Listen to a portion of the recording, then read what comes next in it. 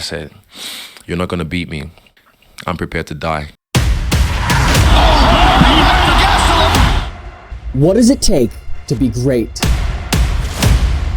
And is it only about the achievements, or is it about the story? What are the obstacles? Who are the obstacles?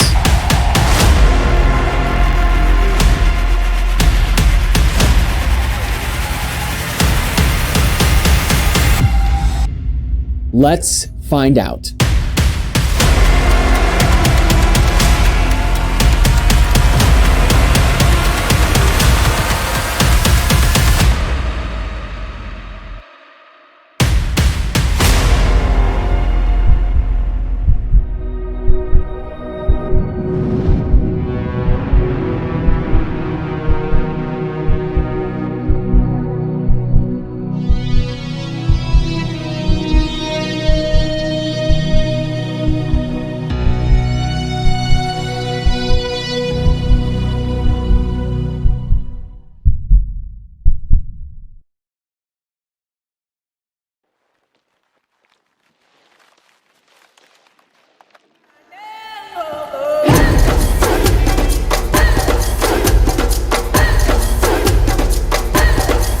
Nigeria. Vibrant, colorful, dangerous. And home to the ancient Nok.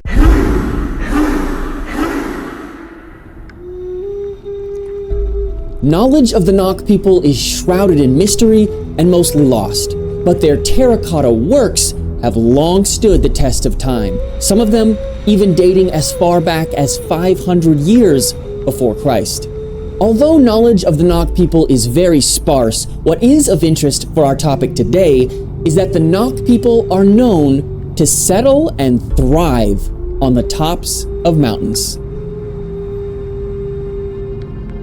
From the Nok people would likely come the Yoruba people, and from the Yoruba people, Israel Mobalaji Temiteo Odineo Oluwafemi Owolabi Adesanya.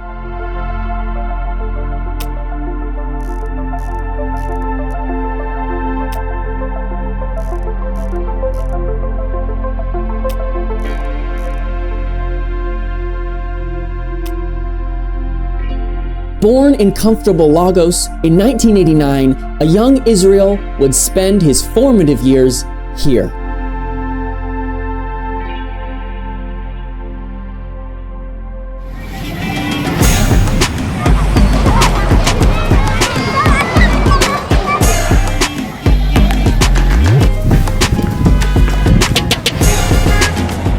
Beautiful beaches, dangerous slums, colorful Yoruba culture, and most of all, neighborhood memories. Something that we all share.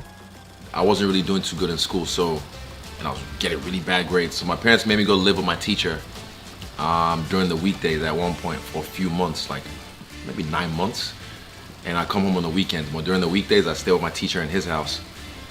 During that time, I think that's how I learned how to be streetwise. Because after school, I'd do my homework, then I'd go play with the kids next door. Because they had a monkey called Stainless, a monkey like a macaque, and I made friends with the monkey and then the kids, and then I just hang out with them after school, and I was able to just be like just a street kid, but without being a street kid, like a rich family behind me. But yeah, it was fun. That was one of my funnest memories I can think of growing up in Nigeria. For many of us, our formative years are the years that we look back on with a lot of fondness. At this age, we're enamored by our heroes in movies or heroes in TV shows, and we're inspired by stories that take place both on screens and in the neighborhood streets. These are the times when our dreams are born and our passions are ignited. In the years to come, Israel would hold fast to his admiration for characters and, in fact, become a character himself. And sometimes we're inspired just enough to try things out for ourselves. Where did you start for martial arts? Martial arts. Walk me through when you first, because I'm assuming you started dancing first in elementary or what is it? Taekwondo as a kid in primary school in Nigeria. But Jackie Chan was my guy. Everyone, Bruce Lee's the man, but Jackie Chan was my guy. Because whenever he fought, he always seemed like he was having fun and he was clowning people. And then from there, I did Taekwondo as a kid. Got to yellow belt, and my mom pulled me out because I started kicking everything in the house. Broke my arm. Broke my arm and a lot of stuff. Israel may have busted up the house, but that was okay because the Adesanya family would soon be moving. With Lagos as the backdrop of his early childhood, Israel's father, Oluwafemi, starts searching for a new place to live, somewhere with a better education for his children.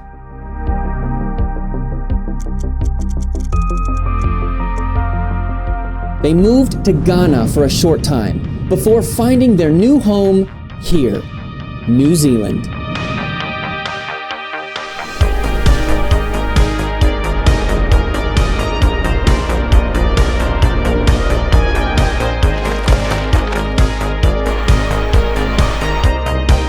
First to Rotorua, then finally Wanganui.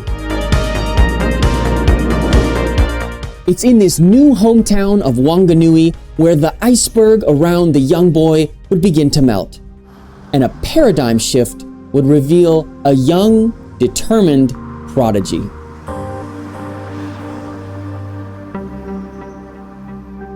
And this new town didn't welcome his family warmly. He was bullied for his skin color. Genius. And then they start asking me questions like, do you brush your teeth? I'm like, yes, I do. Do you brush your teeth? Do back home, do you ride on lions?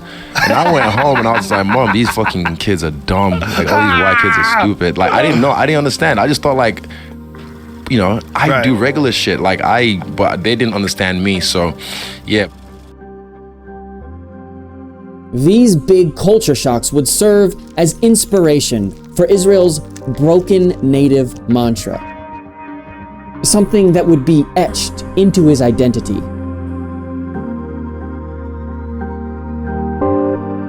Broken or not, this new land offered a quality education, something that was a big deal to the Adesanya family. After all, they had moved countries for it twice. But Israel had other plans.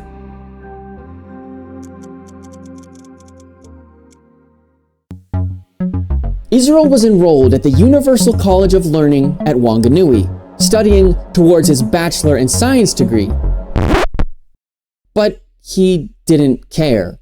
He had been struck with inspiration. But for me, I fell into this. Tony Jaa brought me to this with Ongbak. Israel quit studying. With only 1 year remaining for his degree, he quit. My aspirations were bigger than what the environment could offer me, so I was like, okay, I need to make a move to Auckland, so I did. Yeah. What year was that? 2010. 2010. February 2010, I moved to Auckland. And I just moved, and I was like, right, we'll figure it out. My parents were very supportive, which was, they didn't really understand my dream. They didn't believe in it, but they were supportive no matter what, because they're good parents. Think about that for a moment. He left the life that his father had built for him, a life that the family had moved continents for a life of battle. As African parents, we wouldn't ordinarily accept that our child should be a fighter. We are professionals, so naturally we didn't encourage him. But when we saw that he was determined to make a success out of fighting, and he told us he was moving to Auckland, we knew at that point that we had no choice but to support him. A 20-year-old Israel would choose to be born again in fire. He would venture off the beaten path of traditional education to pursue his newfound passion. Israel had chosen to leave a life of relative ease for a life of discipline.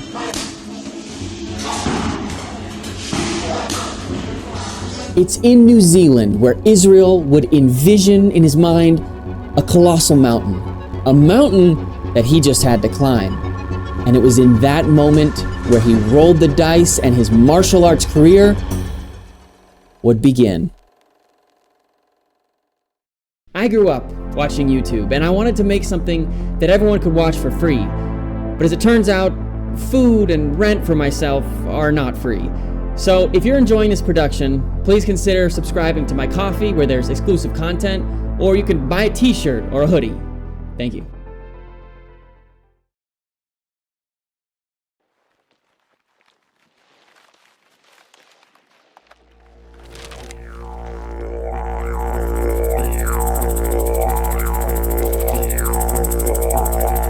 At only 18 years old, Israel would have his very first amateur fight against an opponent 30 pounds heavier than expected. Israel described the fight as nerve-wracking. This was his first moment to prove to himself, and perhaps prove to others, that he belonged here in this cage of killers. One can imagine not only the blaring physical opposition of fighting an opponent bigger than you, but also the mental and the emotional weight of that moment.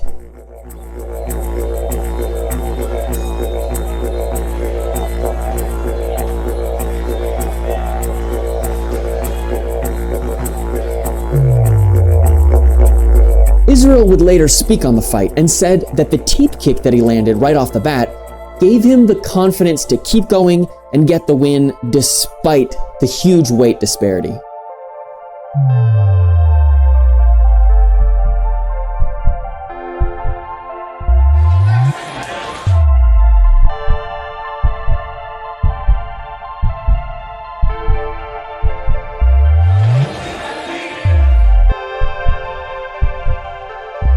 The moment the match started, Israel immediately found the range of his opponent and landed kicks to the body.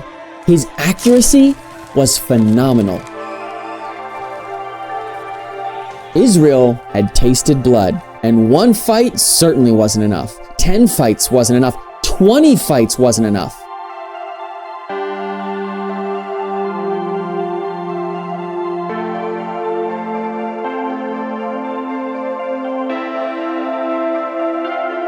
Israel would go on to amass 32 straight victories in a row, fight after fight after fight, in both kickboxing and Muay Thai. I'm telling you, man, they always tell you the sky's the limit, but whoever said that did not know about the universe. It's endless. There is no limit. You can do whatever you want to do. He appeared like something of a prodigy and burst onto the scene. Something special, something different. I love what I do, you know. You know that feeling like when you walk out and it's just like, when you get out there, it's like, I just know I belong here. One can just imagine the raw feeling of turning your dreams into a reality. But these were just amateur fights. This was just Israel breaking out of his iceberg. This was only the amateur scene. Now, professional kickboxing.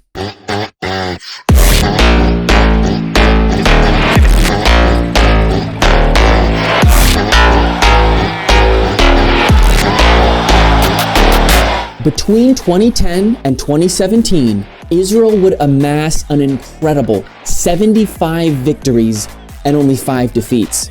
He would compete across 21 different fighting organizations, 3 different weight classes, and 7 different countries, spanning from Oceania all the way to South America. 2010, Israel's very first recorded professional fight against Tim Antonio. Ladies and gentlemen, he is the last stylebender. He is Israel Adesanya. Mate, this is going to be an interesting fight because both these boys haven't lost. Mate, So this is the going to O be has got to go. Slapping kick to open up here from Tim Antonio. nice. Tell you what. Israel is barely touched and puts on a masterclass in spacing and head kicks.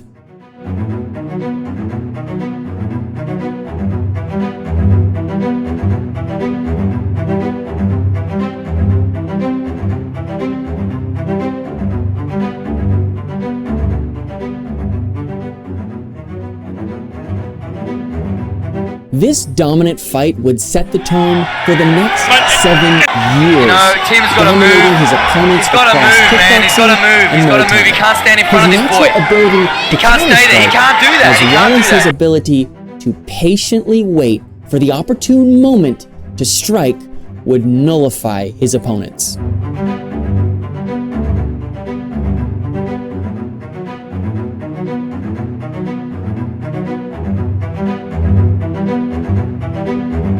Yeah, he is. He's just mucking around there in centre ring, and look, he opens up when he wants to. Tell you what, mate, Michael Vukovic was right, he is so awkward. Another massive head kick. Tim Antonio. Oh, spinning back kick. Tim out, mate. Tim's a true warrior, and Israel's absolutely taking it to him now. Across New Zealand, Israel would first make headlines when he competed in King in the Ring.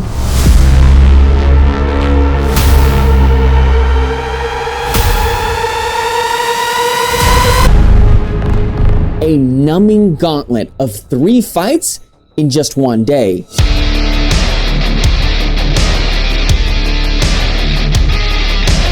Israel won all 3 fights and finished in tremendous fashion. And then a few months after that, he did it again.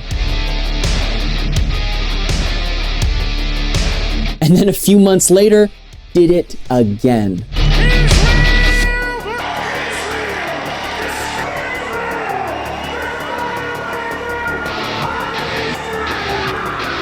In a little over a year, Israel had competed in 3 King in the Ring events, which would be a total of 9 fights over the course of just 3 days. And that's not even including his regularly scheduled kickboxing events. Israel's fight style is multifaceted. He knows how to lean back just enough to cause his opponents to miss their strikes.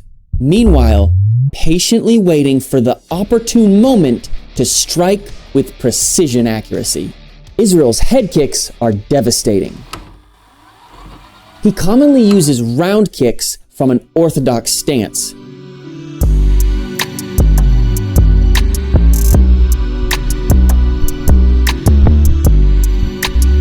As well as kicks to his opponent's legs to disable their base as well.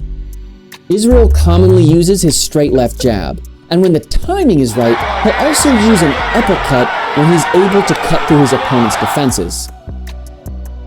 As far as stances, Israel often switches between orthodox and southpaw, and when the timing is right, he even uses an ollie shuffle, which isn't just for show. Israel coined himself the title The Last Stylebender, paying homage to his favorite anime, Avatar: The Last Airbender. Israel's growing confidence and his stylistic preferences would emanate from him in the years to come, only bolstering the meaning of his now famous nickname. Of Israel's 5 defeats, 2 of them would come from one man, Alex Pereira. Tipo assim, então joga ele aqui mesmo, ó, fiz ao direto, agora, ó. During Israel's final match of his kickboxing career, he would be knocked out by Alex. This knockout would serve as a catalyst which would ignite a rivalry between the 2 men. But let's not get lost in the sauce. 75 pro wins, 5 losses, all in only 7 years. That's about 1 fight every single month. Israel had elevated himself far above other fighters, summiting the top of the professional scene, but it still wasn't enough. There was yet one more mountain that he just had to climb. Mixed martial arts, the study and practice of the many disciplines of combat or self-defense, often codified or from cultural origin. Mixed martial arts, or MMA, can be traced as far back in ancient China as Li Tai, translated literally, striking platform. And those that lost did not fare well. It can also be traced as far back in ancient Greece as the Pankration. Both of these histories included unarmed combat, where boxing, wrestling, and even kicking was allowed. In the mid-2000s, the world of MMA was growing. I'm MMA champ Chuck Liddell, and I stop things.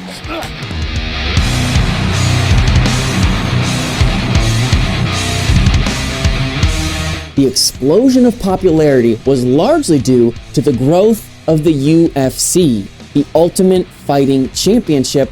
8 of the deadliest fighters in the world will meet in a no-holds-barred combat to determine who is the Ultimate Fighting Champion. Be forewarned, there are no rules, no judges' scores, and no time limits. And Israel wanted in.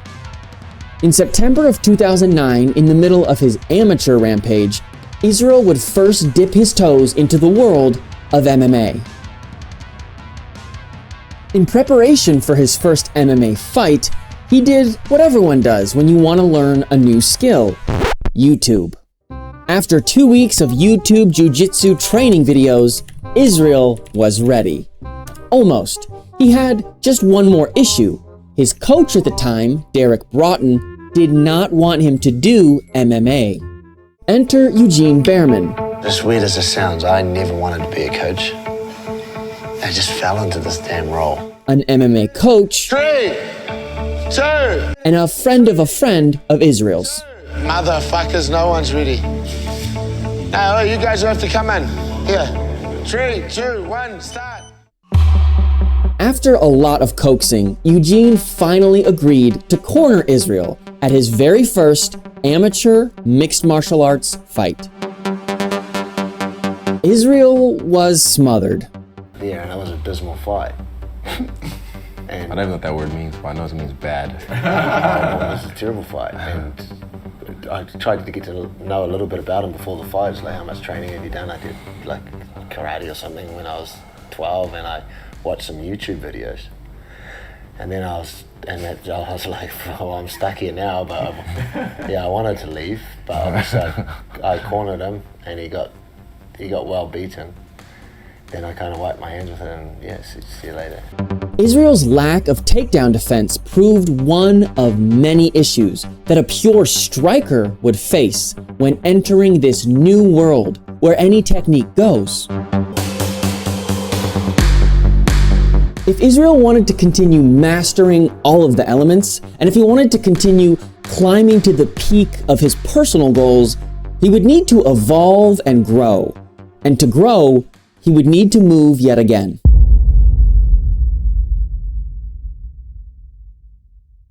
This production was brought to you in part by Michal Brocházka, a very dear friend of mine, and a woman who owns 2 award-winning studios in Charlotte, North Carolina, and Fort Mill, South Carolina. The studio is a family-friendly environment where they have both a strong recreational dance program as well as advanced classes. No matter what your child's level, Miller Street has a class for you.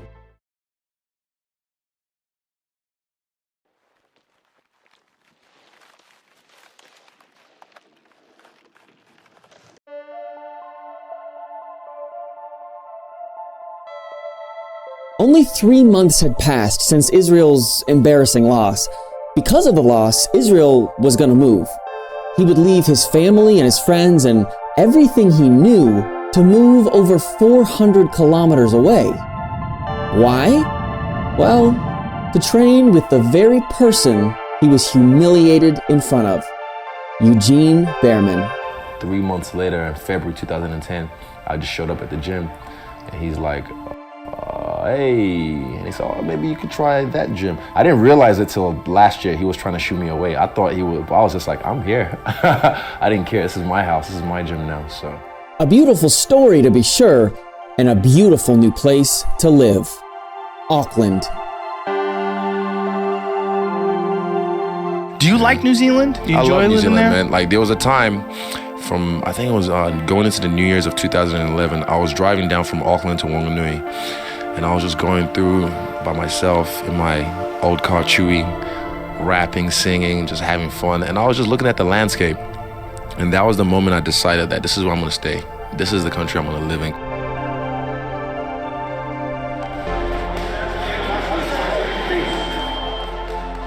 Israel's flashy style had caught Eugene's eye, which was crucial for Israel. That was my fourth fight. Yeah. That first fight with us? Yeah, official one. So straight from the first fight, he fought a guy who was much more experienced than him, and he not only did that, but he fought in his usual fashion and jumped and flipped and just lit the place up.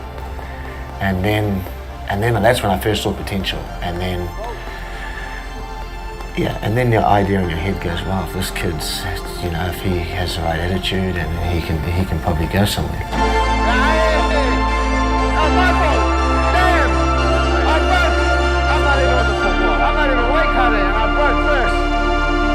He had been chasing this dream. He had finally found a guide to help him navigate this ever-evolving world of MMA. To solve his issues in wrestling and grappling, Israel regularly trains with Andre Paulet, who's the lead wrestling coach at Israel's new home gym of City Kickboxing. And later in his career, Israel would also train with world champion and 32-time gold medalist Andre Galvo.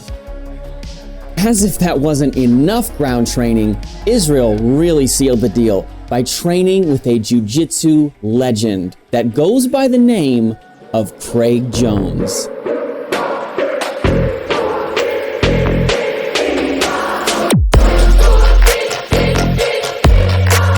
If you have the right mix of autism and steroids, you are guaranteed, 100% guaranteed, to become a world champion.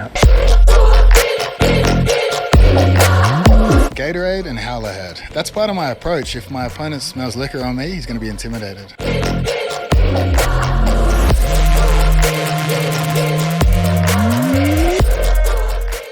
I mean, my goal isn't to be the best in the world. My goal is to sell the most instructionals. If I sell the most instructionals, I make the most money. And if you want to sell instructionals, you have to have a diverse talent pool, and you have to ride the coattails of a lot of bigger names. Q Volkanovski and Israel Adesanya. With Israel's ground game now fully covered, he also mastered the art of the feint, which is a City Kickboxing special. Izzy is a master feinter. He feints all the time. I feel what CKB has done for the game is looks and feints. The feints, right? The feints. A lot of people just didn't understand. And then because I'll feint 20 times if I throw one jab sometimes. I've done it, made just spaz people out. They're like, what's happening? They overloaded. A feint is a deceptively aggressive movement that is disguised as an offensive attack. It's intended to fool the enemy. At first, it appears the attack movement is real, which would prompt a defensive response. But just before the movement is completed, it's withdrawn prior to completion. The application is useful in a real fight. At any given time in a fight, each fighter is watching his opponent closely and analyzing his movements to find a weakness. But when a feint is introduced, it can throw the opponent off guard, as they were expecting a strike to hit them, but nothing happened. This information, in tandem with real strikes, can cause confusion, as the defending fighter can't determine which strike is real and which strike is fake, or a feint. With the guide of Eugene and training at City Kickboxing, Israel would continue his rise upward on his personal mountainous journey, and he would begin to radiate airwaves everywhere, his breakout talent even reaching as far as legendary comic Andrew Schultz. I feel like Izzy's your guy. Like that camp is your guy. Izzy. How did you guys become BFF? Izzy was like an avid listener to Brilliant Idiots. I do a podcast with Charlemagne the God. Yep. And then Flagrant. He was listening to Flagrant a lot. Right. And it was just, I don't know, like we were just we would always talk online, and he was always very like sweet. And then, I saw this guy and I was like, wow, he's really fucking talented. It'd be awesome if he was the guy. And then, he goes and becomes the guy. As well as the most listened to voice in the world, Joe Rogan. Well, you and I talked on Instagram years 2014. ago. Yeah. And we were talking, I was like, when am I going to see you, bro? Yeah, but hey, I said, give me my time. Let me work. Yeah. And I've been working, man. I've been working. Well, I pay attention. I pay attention to dudes who shine. Thank you, sir. Outside. Israel was on his way to stardom. Israel Adesanya, Izzy's coming for top draw in this sport, and he's not that far away, by the way. He became a sensation for his passionate energy, his charisma, his determination to climb to his aspirations, and of course, his technique. I want to make sure I want to do what Demetrius did. I want to do what Silva did, you know? I want to be one of those guys who just racks it up, get all the infinity stones. All the gems. I said from a fight promotion standpoint, like the shot of him cage side when he was huffing and puffing afterwards, like that intensity, it jumped through the screen, right? That was incredible. He had set the stage and prepped himself. And in December of 2017, Israel signs a fight deal with the world's largest promotion for mixed martial arts. But Israel was no stranger to prestigious competition. At this level of promotion in a fighter's career, the kicks and the punches are important, but the build-up can be just as impactful to a fighter's career. After all, it is the build-up that sells the tickets. It's the build-up that fills the stadiums. If Israel wanted to have the kind of impact that he wanted to, he would have to build up a story and sell that narrative to the public at large. I'll be bigger than Conor. That's no doubt. I mean, I'm here for a reason. I've already known. I'm coming for those numbers. I don't ever have to chase them, they'll chase me. Israel's bark would have to match his bite.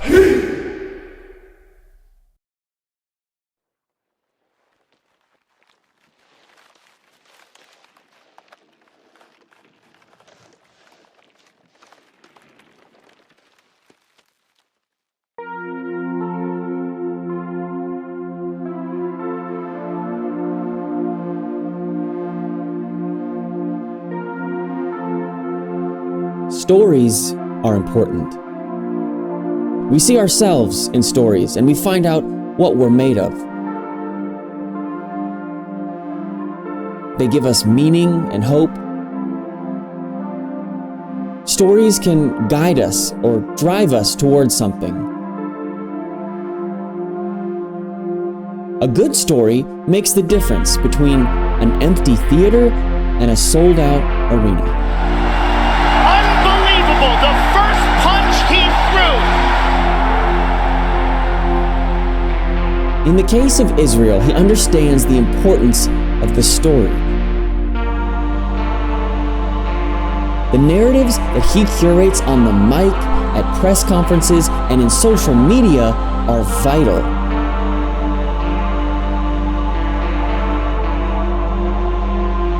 It's the narratives that drive us, the fans, to be interested. It's the narratives that make us, the fans, willing to get in our car, drive to a bar or an arena, pay way too much for food, just to watch a fight between two athletes we've never seen before. I can annoy these guys and invoke emotion from these guys, so yeah, I like that. Israel, you're skinny, bro.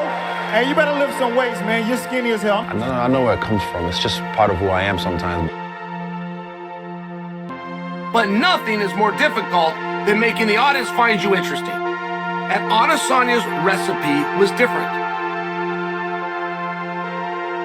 If you can't study what Israel Adesanya does and copy him to draw like he does and make the money that he does, it's not quite as amazing. Israel Adesanya would never leave that octagon and not tell us who an opponent is. Specifically, clearly, and why. And why. And he's never said because he's ranked next. Adesanya doesn't give a goddamn what the rankings say. There's people that he wants to fight. But Izzy knew as a champion, my job is to sell. Skills don't sell. Stories sell. Many chapters in Israel's story had built him into a complete martial artist, and the time had come in February of 2018 for Israel to make the climb onto the world's largest stage for mixed martial arts. Israel would be taking on Rob Wilkinson in Perth, Australia. But Israel wasn't there just to fight. Israel was there to set the tone and mark his territory.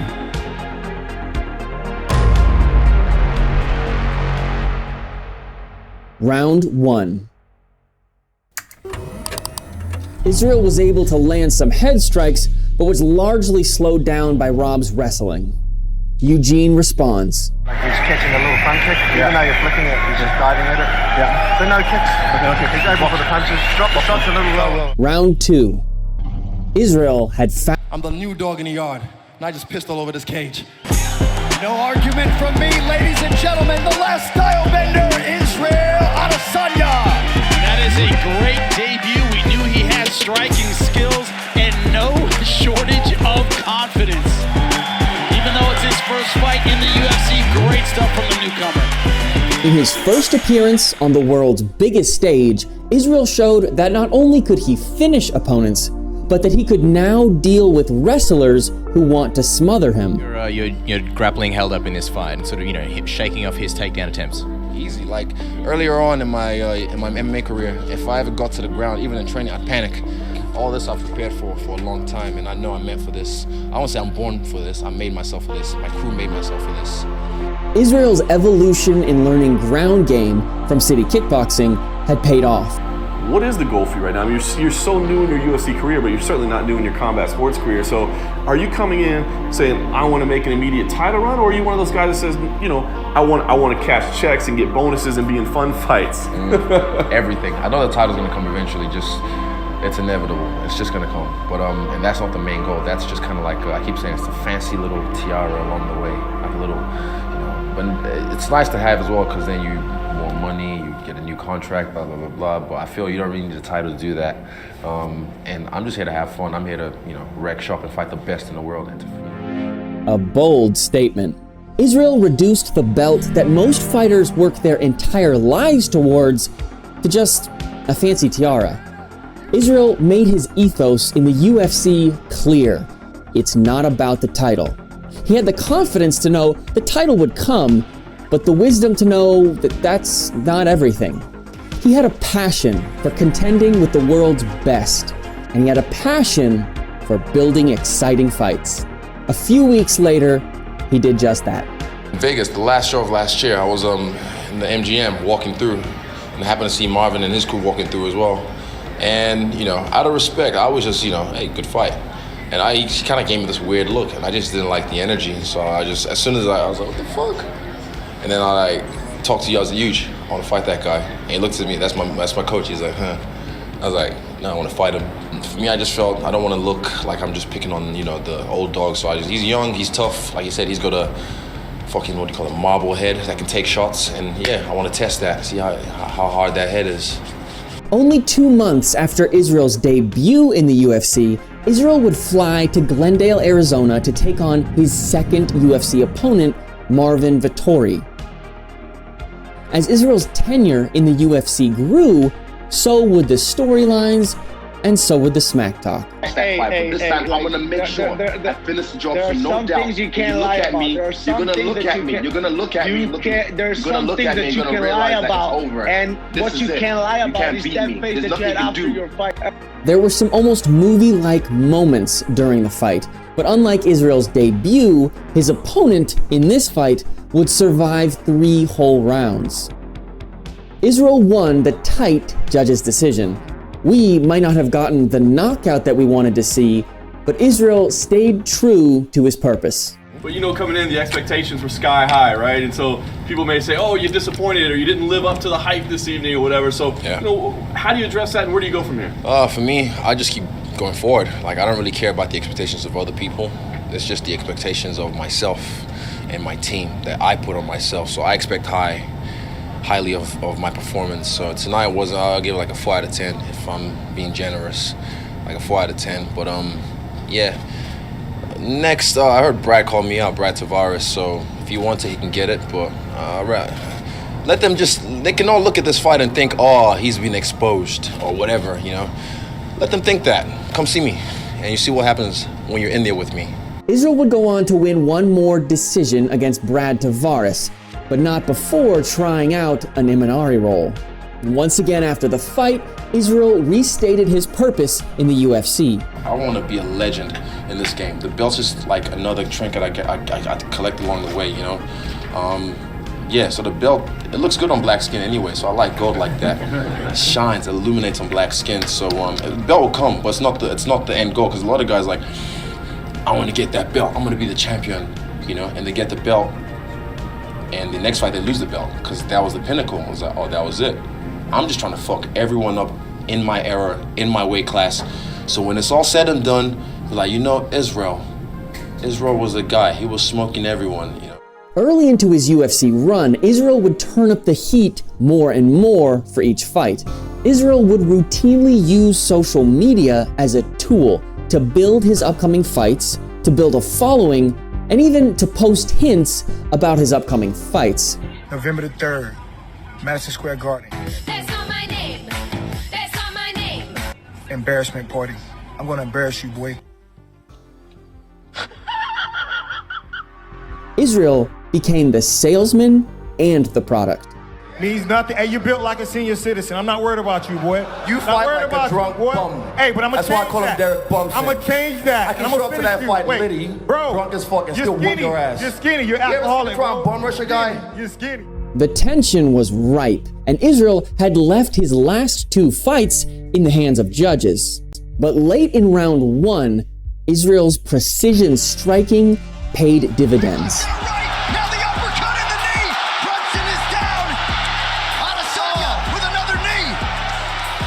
Smiles.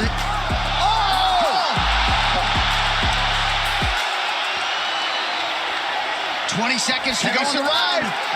I don't know, Joe. Brunson with an elbow. Oh, he's hurt, man.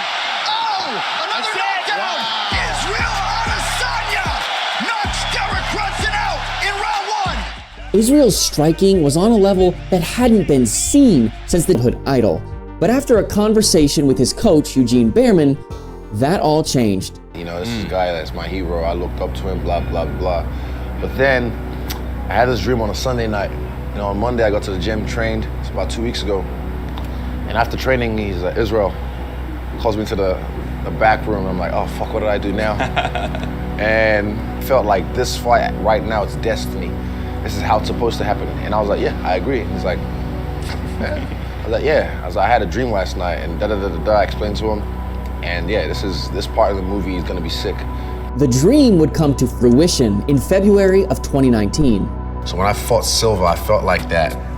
Boom. I hit a flip, I hit the pose. It was gangster. If you know, you know. It's like I played to my crowd.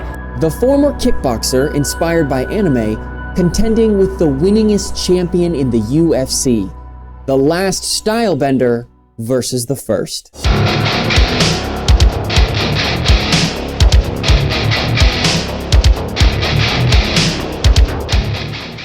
The narrative worked. Melbourne, Australia. Rod Laver Arena, 14,820 seats. The arena would sell out in only 7 minutes. You got a rising star from New Zealand. You got a legend in Anderson Silva. And I was fighting the guy, who brought me to the game, who I looked at as the Michael Jordan of this game. I was fighting him, Anderson Silva. The fight was on down under. Every movement was like a chess game, acutely calculated. After analyzing each other carefully in the first round, Silva returned to his corner and gave Silva what few others could, insights from victory over Israel. Round 2 was like something from a movie. There's a time I kicked him in the face and I slowed it down on my Instagram. Just went and just my toe, literally, you see my toes, they're ugly as fuck. It just nicked the top lip. And I went, yes, close, because I felt it. Yeah. I felt my toe nick, and he goes, Round 3, the tensions rose as each opponent was trying to lure the other into a trap. Victory was on a tight wire. The first to fall prey to a trap would certainly meet his demise. The Anderson fight's a great example. We know how great Anderson is. Yeah. And it still looked pretty good against Stylebender, but you could see why Stylebender was special in that fight. Yeah. He had another level of trickery. Yeah. He'll gauge you, see what you're doing, then he'll switch stances. He's getting some information. Oh, yeah. Yeah, it's not random.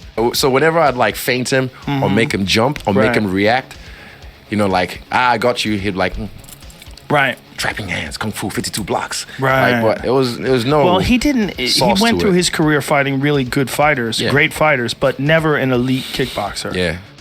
The judges were unanimous. Israel's meticulous technique had won the day. Not only would his technique win the day, but his foresight would build the story into the next chapter. A fight with the current middleweight champion. Current champion Robert Whittaker was on hiatus due to injury, so an interim championship fight would take place between Israel and the current reigning interim champion, Kelvin Gastelum.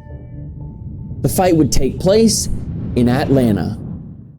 Top 5 MCs, you ain't gotta remind me. Top 5 MCs, you gotta rewind me. I don't like to fight like that often, but you need those. You need those so you can know you can go to that place. Even at the end of the 4th round, Eugene said, go to that place, because I've been there before. That is the most hurt we've ever seen Israel Adesanya for sure in a fight. The most adversity he's ever felt. He's been hurt twice this fight. Yes. It's the power of Kelvin Gastelum.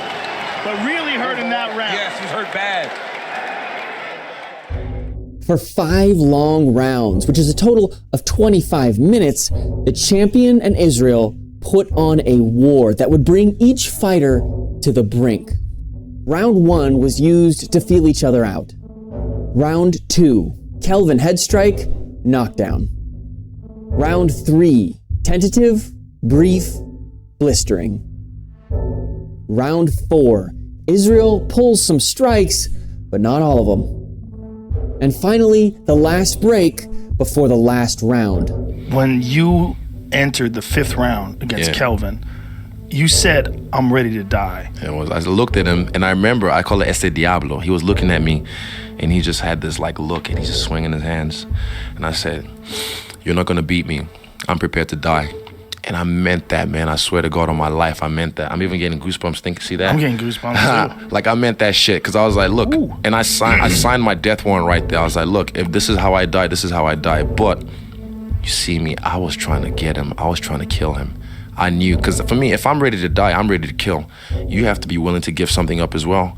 I was trying to get him out of there, man. And it's sad to say, but I was ready. If he had taken it to me, and if he had done that to me, and I didn't wake up, so be it.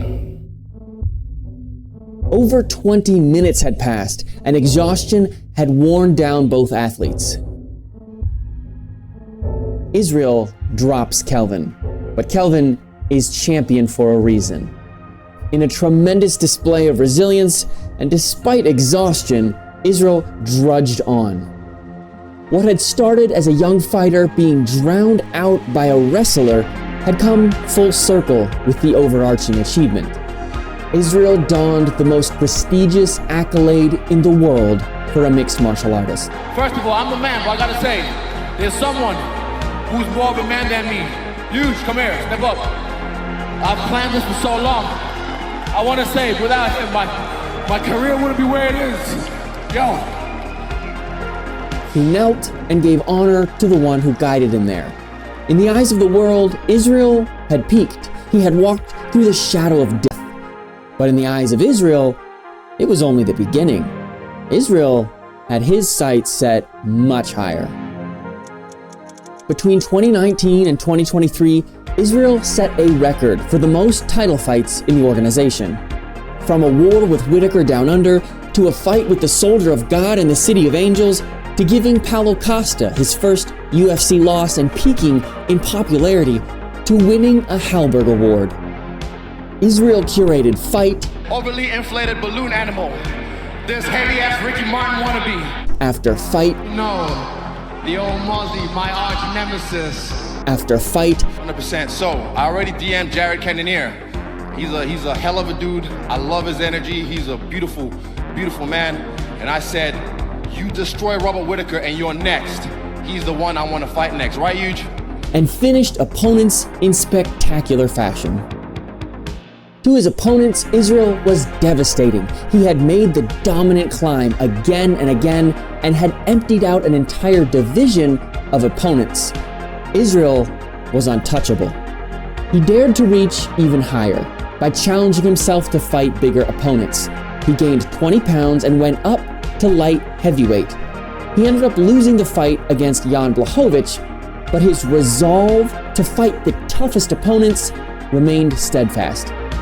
He came back down to middleweight and continued his middleweight reign as champion. He lapped opponents including Marvin Vettori and Robert Whittaker, and he even added a win over Jared Cannonier. His dominance was matched evenly with his charisma. Israel was on fire. But a man from his past had also made his way to the UFC.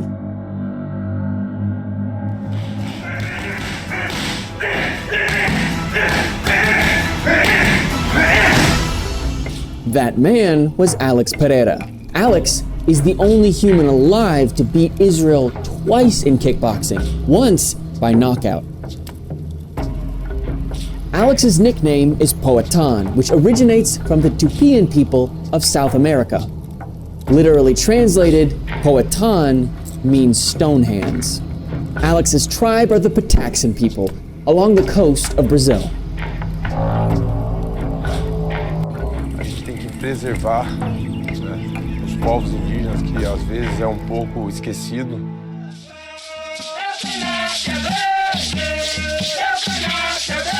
In 2020, Alex had been inactive from his dominant kickboxing career, but that would soon change.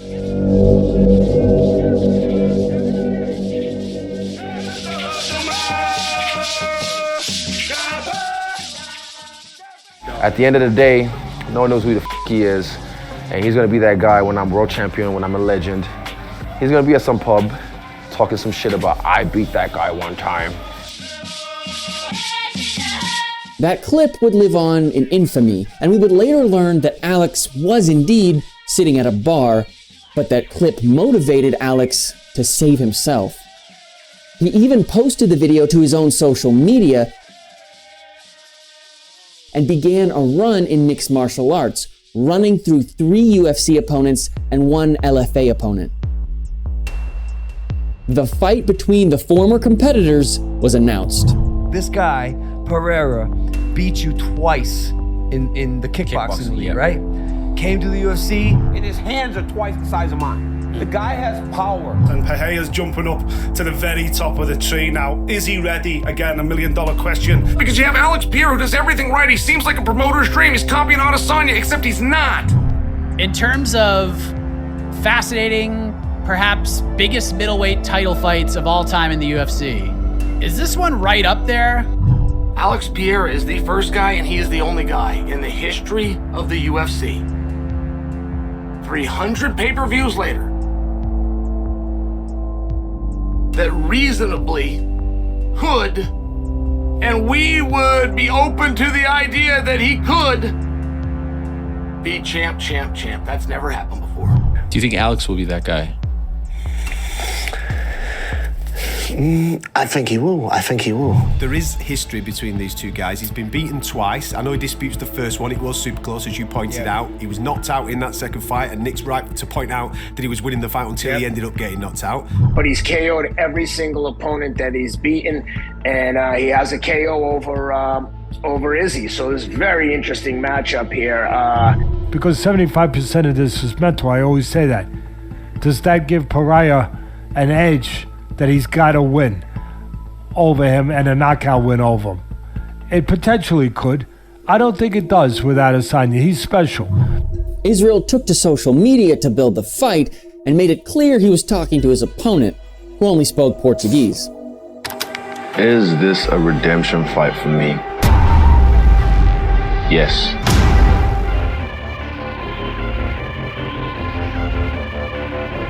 Alex joined in.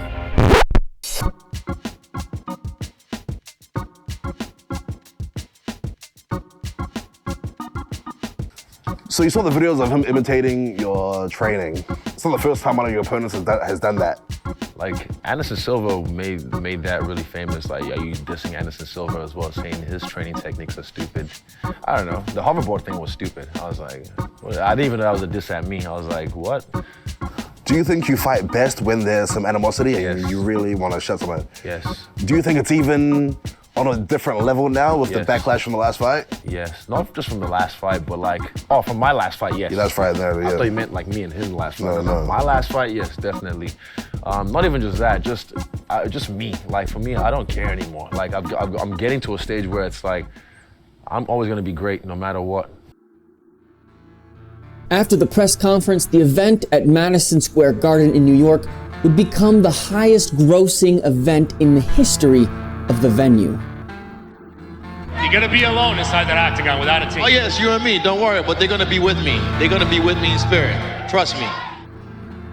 Days before the fight at Madison Square Garden, Israel sat down with his brother, David.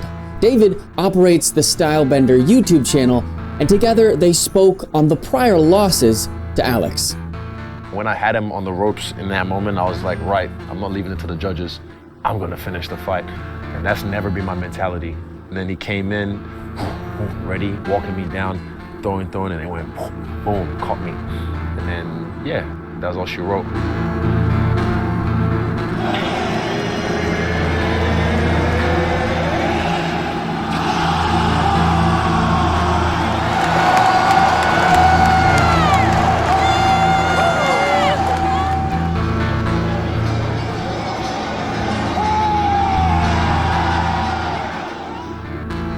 The fighters were very similar in tempo. Alex opened with his signature leg kicks. The chess game is afoot, and tension is palpable. Alex was nearly finished, but saved by the bell at the end of round 1. The trades were sharp between the two tacticians in round 2. Round 3, Alex lands a takedown. By round 4, each athlete is worn down, but the war wages on. Yeah, I don't know if you guys have headphones over on your side, but the corner in Pereira's corner that round, it was like straight out of a movie. I want to hear what the corner work's going to be, so I put the headphones on, and one of his trainers, I don't know who it was like, you're losing this fucking fight. You need to knock him out in this round. You have to move forward. You have to throw punches and bunches. You have to throw combinations. Let your fucking hands go. You're going to be a world champion in 5 minutes. After disabling Israel's leg with his devastating low kicks, Alex pressures and backs up Israel to the fence.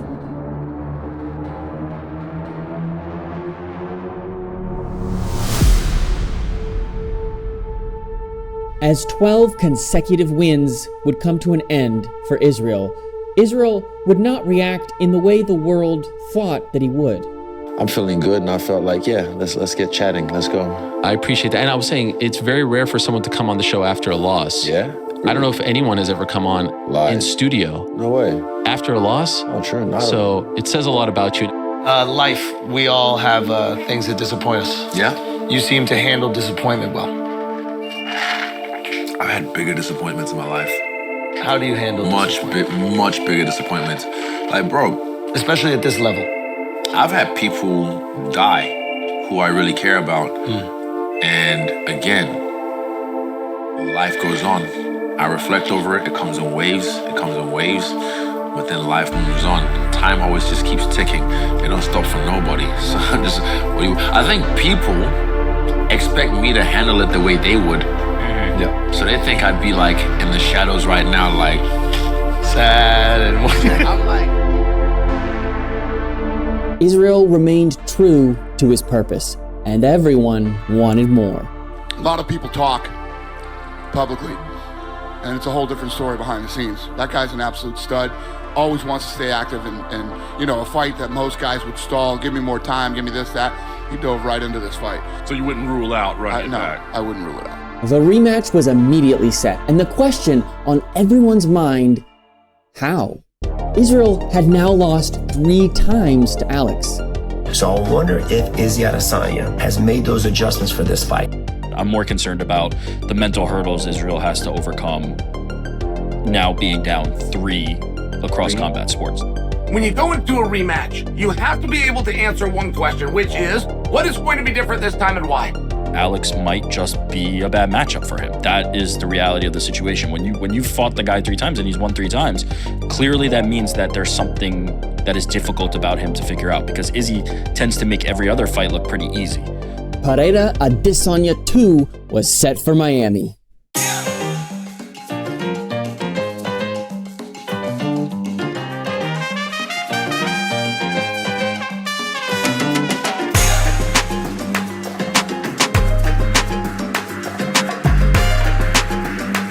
So that Miami one, I was in a different place. I had to like tap into some darkness for that camp. People who knew me, I was different. I was like, ain't no way this motherfucker beat me 4 times. And it's about the story.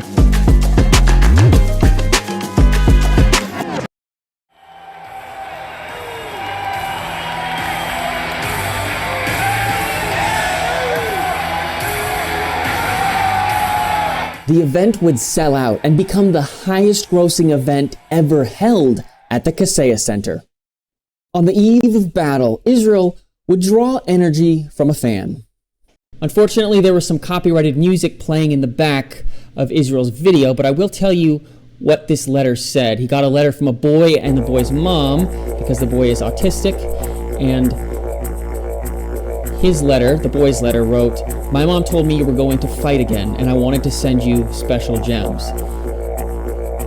And the letter goes on to speak of the powers he thought the gems had, and that Roman warriors would wear it to protect themselves in battle, and that Israel is a warrior like them. The last part of the letter I'll quote directly: "I really hope you beat him, but even if you don't, I still think that you are the best fighter, and you will still be my hero." Mama showed me a video of you in the water with stingray and black-tipped reef sharks, and I think that makes you even cooler. I want to be a marine biologist, so I really thought that was cool. Love, Kieran.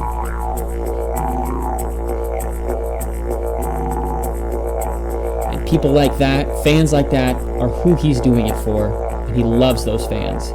And that tomorrow, he was going to get it done, one and done.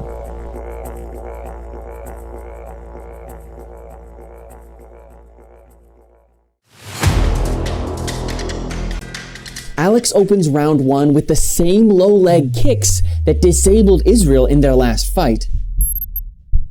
In round 2, the war intensified, just like it had in their first fight, and an eerily familiar low kick would put Israel up against the cage, in the exact same position he had lost in their last fight. But this time, Israel was waiting. Watching him, I said, oh my goodness, oh my God. He's Ali right now. He's Muhammad Ali.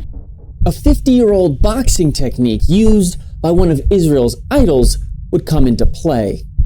He's on the rope. I know it's not the rope, it was the cage. He was doing the cage of dope. And he's doing the cage of dope. He's against the cage. And I'm watching him, I said, oh my goodness, oh my God. He's Ali right now. He's Muhammad Ali. The mindset, everything.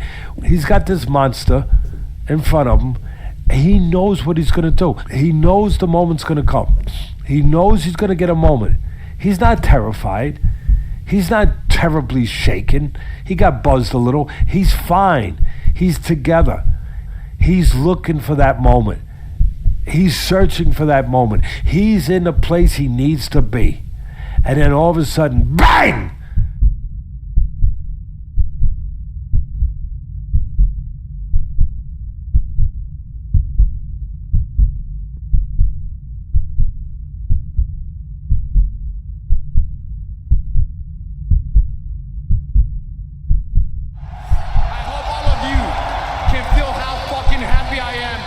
One time in your life. But guess what? You will never feel this level of happiness if you don't go for something in your own life. When they knock you down, when they try and shit on you, when they talk shit about you, and they try and put their foot on your neck. If you stay down, you will never ever get that resolve. Fortify your mind and feel this level of happiness as you rise. Israel had elected his own meaning for the fight and struggled with failure until he figured Alex out.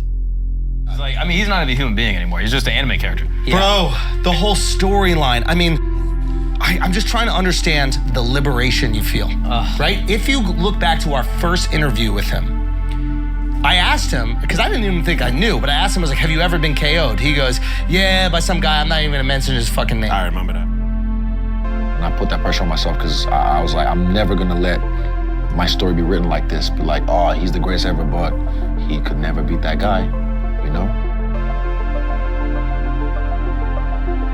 Only minutes after his victory over Alex, Israel already had to scratch that itch.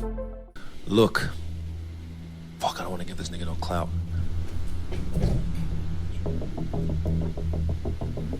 I want to whoop that.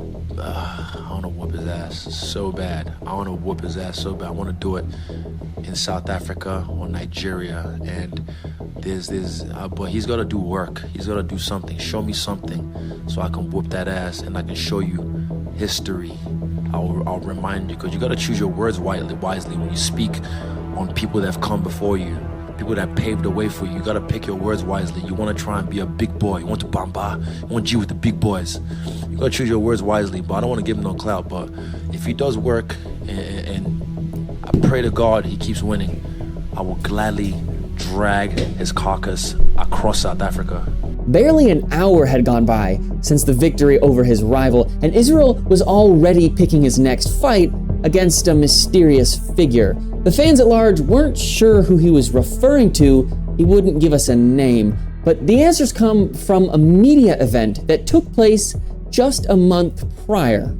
Obviously this time last year, 3 African champions. That has obviously changed. Is it a little does it bum you out? There's not as much gold potentially going back the next time they go? Or do you see this as an opportunity? Now you do get to be the guy if and when they show up to Africa.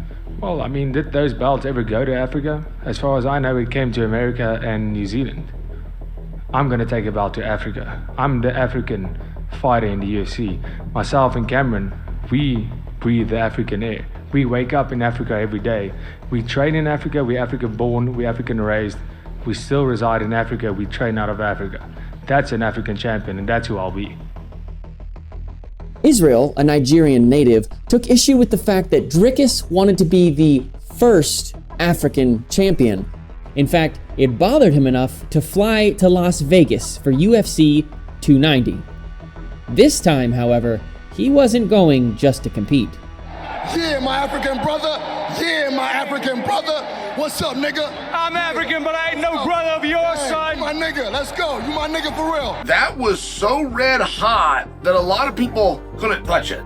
Finally getting the single biggest grudge that we've ever seen, even if we only saw this for 10 days, guys. That 10-day period of Izzy DDP was the hottest heat we've ever had. It was melting airwaves. Despite the fantastic buildup, Dricus would ultimately turn down the fight due to injury.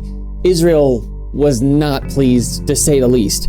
The fight would have to be put on hold for perhaps another time. The heat, however, would remain, and Israel's next opponent brought some gasoline. Izzy as a man sucks. Izzy as a man sucks. You guys. You may recognize Sean Strickland as a training partner in Alex Pereira's fight camp. Sean and Alex had actually fought each other previously and subsequently struck up a friendship and trained together.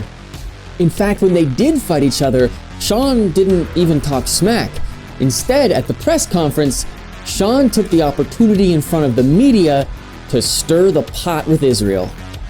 That man was the one that slept that man, so, next to me, probably Alex. I mean, what was it like, 2-0 against Izzy? What was it, 2-0? Did you watch the whole fight? No, I don't watch Exactly, do your job next time. Oh man, I made the champion mad with his frosted tips and his gay little watch. Oh no! Sean would end up losing the fight to Alex, but the smack talk at the press conference had paid off. UFC 293 is in Sydney, Australia on Saturday, September 9th. The main event, Israel Adesanya defends his middleweight title against 5th-ranked Sean Strickland. The stage was certainly set, and the fight to come at Kudos Bank Arena would puzzle everyone.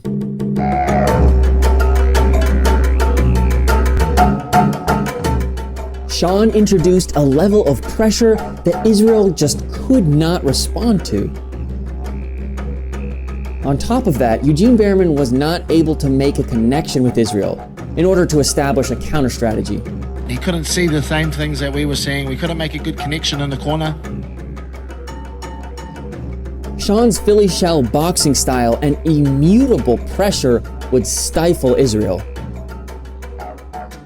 Adesanya's upset loss would shock fans and pundits alike, and his post-fight interview was equally as strange.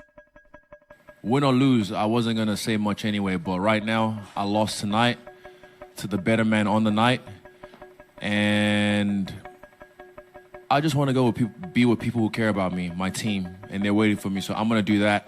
But I will leave you in the capable hands of a man who is much smarter than me. I'll admit this on worldwide national media. I'll leave it with Eugene Behrman. He'll handle this for the first time. I want to go chill, have some breakfast, build my family, and yeah, till next time. Israel always calls out his next opponent. What happened?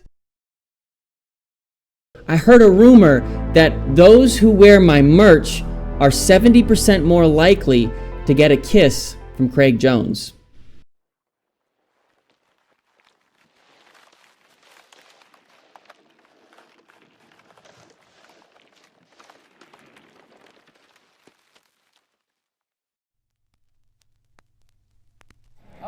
I feel proud to see him on the stage, and he's very confident that things are going to go well. And we are proud parents, and we're just praying for him. It's going to succeed.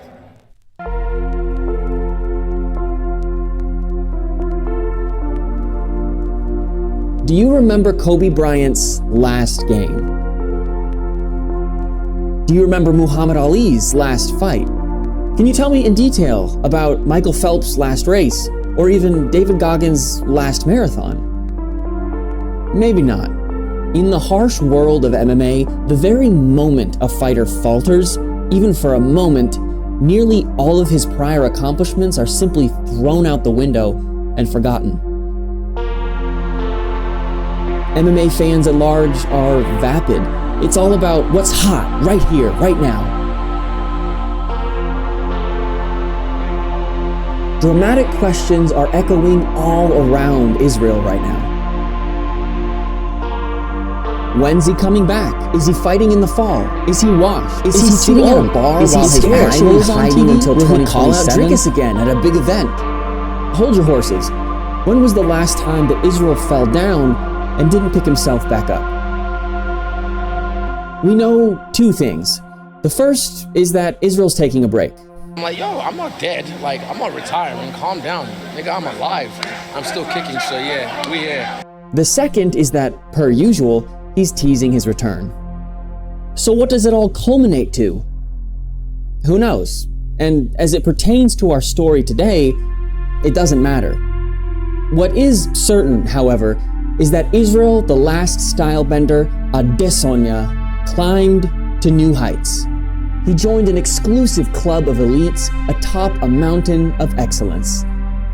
It's unknown if he comes back to fight Drickus or Sean, or maybe he comes back to go up a weight class and chase Alex. But here's what we do remember. We do know that you might not remember Kobe's last game, but you certainly remember the stories. You remember Kobe's comeback after Michael Jordan talked down to him. You remember he went silent for 2 weeks and came back to drop 40 points in the first quarter. You might not remember Michael Phelps' last race, but you do remember Michael Phelps winning so many awards they wouldn't all fit around his neck. You probably don't know the last race David Goggins was in, but you can never forget the story of him finishing a race on a broken foot.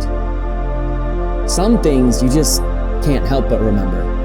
Israel burst onto the scene with a dramatic presence and brought all kinds of flavor with him, whether you liked his taste or not.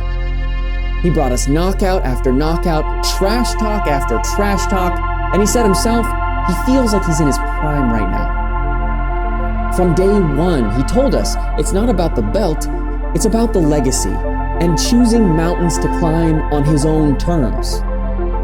Israel showed us at the Sean Strickland loss that he's human, not that he's weak. What we do know is that Israel, similar to his knock ancestors, decided on his mountain. And the very moment he got to the top of his mountain, he pointed ahead at a bigger one and climbed that one too. Israel bolstered his steadfast spirit and chased the summit on his own terms. We all have those same mountains in our own lives, but not all of us are disciplined enough to achieve them. The few that choose to climb are rewarded with the view. It's at the top of the mountain where you get to see everything. You look to the front of you at what's to come, and you get to look behind you at all those seemingly impossible victories that God blessed you with. Enjoy the view, because that's a view of greatness.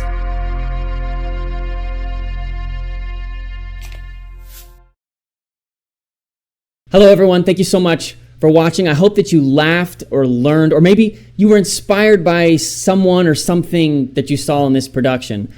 This production is everything to me. I've spent the last year and a half of my life dedicated to this project. I quit my job, I invested all of the money that I had saved up in it, and I truly hope from the bottom of my heart that you were able to get some value out of it. That was my goal, was to create something good. As simple as that sounds, it was very important to me that I created something that I would want to watch. And I hope that you were able to get that value. If you're interested in supporting this channel, I just spit everywhere, that was pretty cool. If you're interested in supporting this channel, I've got a shop with a beer stein. Don't even know what a beer stein is, but we got one. We got hoodies, we got stickers, we got t-shirts. We also have a coffee if you're interested in more content. A coffee is kind of like a Patreon, or like an OnlyFans, except I don't have to get naked. And Patreon takes like a large percentage of your money. So with coffee, you can know that you're directly supporting me, and I'm offering exclusive content there that's not going to be published on any other platforms. And finally, thank you so much for your support, Michal Soutier. Your guidance has proved invaluable to me. It's life-sustaining. So thank you for your support and your guidance throughout this incredible journey. Owen Lee, you're cruising for a bruising.